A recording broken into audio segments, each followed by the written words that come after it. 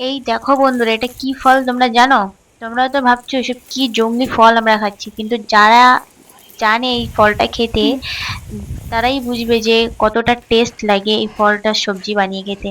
তো আজকে এই ফলটা দিয়ে একটা নিরামিষ একটা সবজি বানানো হবে, এবং কি কাটার পদ্ধতিও দেখানো হবে কিভাবে কাটা হয়। তো এটাকে তোমরা কি ফল নামে জানো জানাবে। এটাকে আমরা বলি ডুমুর।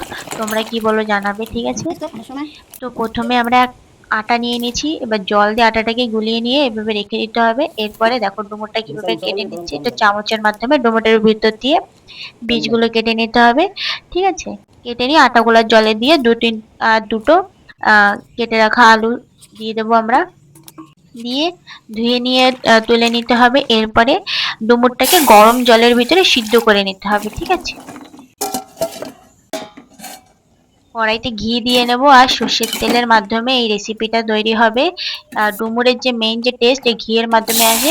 আলুটাকে নুন হলুদ দিয়ে ভেজে তুলে নিয়েছি, এবার জিরে আর কাঁচা লঙ্কা ফোড়ন আর তোমার টমেটো কুচি দিয়ে ভেজে নিতে হবে। মেন ইনগ্রিডিয়েন্ট হচ্ছে আদা বাটা আর জিরে বাটা। এরপরে নুন হলুদ দিয়ে একটু কষিয়ে নিতে হবে।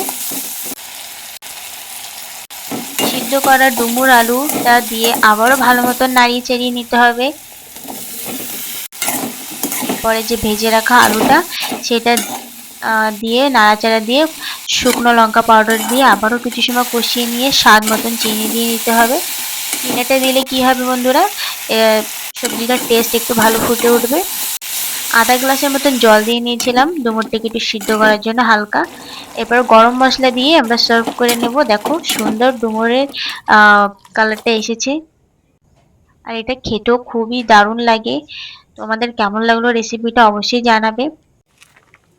যারাই ডুমুরের সবজিটা খাওনি একবার যদি বানিয়ে খেয়ে দেখো, সত্যি বলছি গাইস, তোমরা মাংস খাওয়া ভুলে যাবে, এত বেশি টেস্টি লাগে খাবারটা। তো এই সবজিটা অবশ্যই তোমরা ট্রাই করবে, আর যদি রেসিপিটা ভালো লাগে চ্যানেলটা সাবস্ক্রাইব করে দেবে।